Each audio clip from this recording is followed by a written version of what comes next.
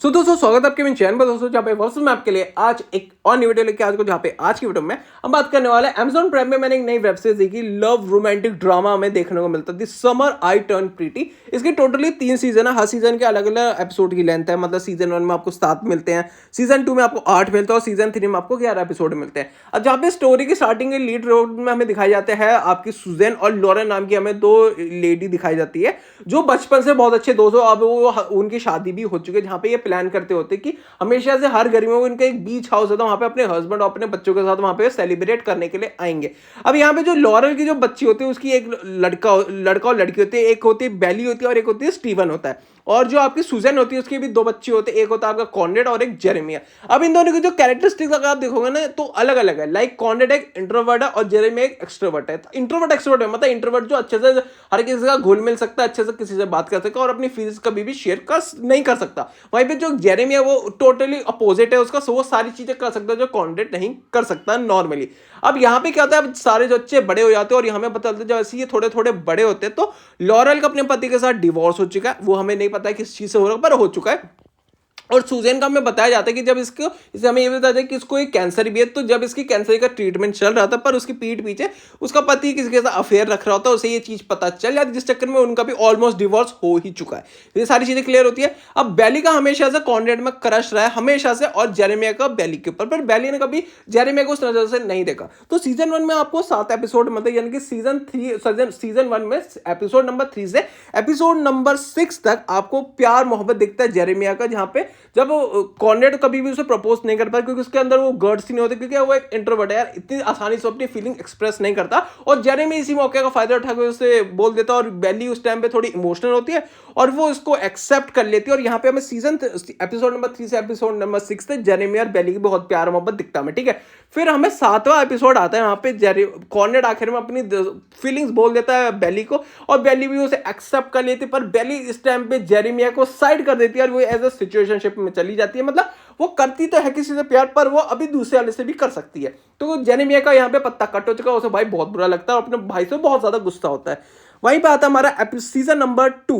अब season number 2 में आपको 8 एपिसोड मिलते हैं। तो एपिसोड नंबर 1 से लेके एपिसोड नंबर 7 तक प्यार चलता है किसके बीच में, कॉनरेड और बेली के बीच में, पर किसी कारण की वजह से उनका ब्रेकअप हो जाता है और जेरेमी इसका फायदा उठा के फिर से आ जाता है, मौका मिलता है, फिर से सेटिंग कर लेता है बेली के साथ। और अब तो मैं लग रहा होगा यार बेली चलो भाई फिर से जेरेमिया के पास, अब तो शायद से अब तो ऐसा बिल्कुल भी नहीं करेगी, पर ये तुम सोच रहे ये तुम्हारी गलती है, क्योंकि अब आता है आपका सीजन नंबर 3 जहां पे अब लग रहा है कि हाँ भाई जेरेमिया और बेली की शादी होने वाली। इसमें टोटली 11 एपिसोड है। तो सीजन 1 से लेके सीजन कह रहा हूं, एपिसोड नंबर 1 से लेके एपिसोड नंबर 9 तक आपको लगता है कि बेली और आपके जेरेमिया की शादी हो रही है। जो सारी चीज तैयारी चल रही होती है एकदम ग्रैंड लेवल पे, शादी की फुल ऑन तैयारियां हो रही होती है, सारी चीजें हो रही होती है। पर यहाँ पे बेली के जो ना पेरेंट्स आते हैं, बेली के कोई पेरेंट्स उसकी शादी अटेंड करने के लिए नहीं आते क्योंकि उन्हें जेरेमिया बिल्कुल भी पसंद नहीं होता। उन्होंने बचपन में ही डिसाइड कर लिया होता है कि बेली की शादी कॉनरेड से ही होगी, जिस चक्कर में वो नहीं आते। पर कॉनरेड उसकी मां को बुलाती, लॉरेल को समझाता भी है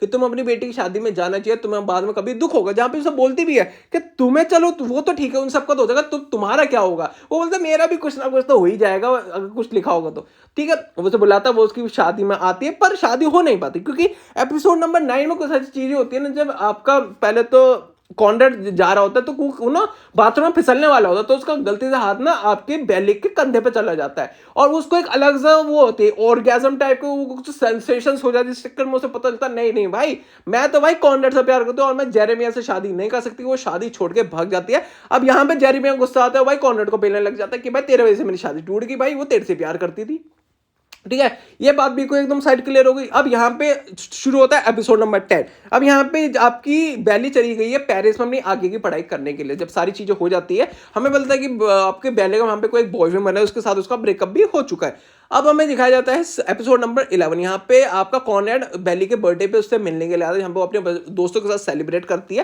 तभी ना बेली उससे पूछती है कॉनरेड से, हाँ मेरा गिफ्ट का, जहाँ पे उसके दोस्त बोलती है गिफ्ट की क्या जरूरत, वो खुद ही तो तेरा गिफ्ट है, घर जाके रात को तू अनरैप कर दियो उसे। देखो लाइन बढ़िया लगती है, देखो डार्क जोक था पर लाइन एकदम बढ़िया थी।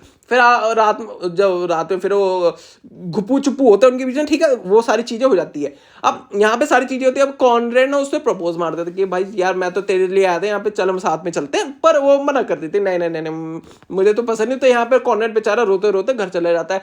फिर से वो नेकलेस याद आता है जो आपके कॉर्नेट उसके बर्थडे गिफ्ट में दिया था, एक वो वाला कि फॉरएवर वाला वो नेकलेस, जिससे उसे भी याद आता है हाँ यार मैं तो कॉर्नेट से ही प्यार करती हूँ, और मैं कॉर्नेट के साथ जाती है और उसे रोकते हैं, उसके साथ वो उसको मनाती है और फिर वहां पे दी एंड हो जाता है और अपने पुराने घर में वापस आ जाते हैं। अब इस सीरीज से आपने सीखा क्या?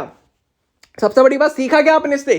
कुछ नहीं, घंटा सीखा आपने, कुछ नहीं। कि मेरे को समझ नहीं है, पहले तो मुझे लगा पहले सीजन में यार लड़का ज्यादा कंफ्यूज है, फिर मैंने देखा सीजन 2 में लड़की ज्यादा कंफ्यूज है, फिर पहले सीजन में मुझे जेरेमिया देख के गुस्सा आया, सीजन 2 के पर सीजन 3 में दया आई मुझे जेरेमिया पे।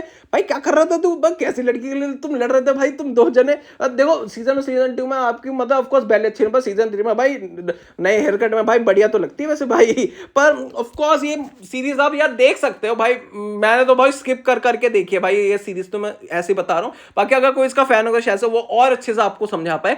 अगर तुम्हें ये वाली वीडियो अच्छी लगी है बस वीडियो को लाइक शेयर एंड सब्सक्राइब कर देना। बाकी इसी के साथ इस वीडियो को हम यहीं पे रैप अप करते हैं, मिलते हैं आपको कल एक और वीडियो के साथ, तब तक के लिए thanks for watching the video.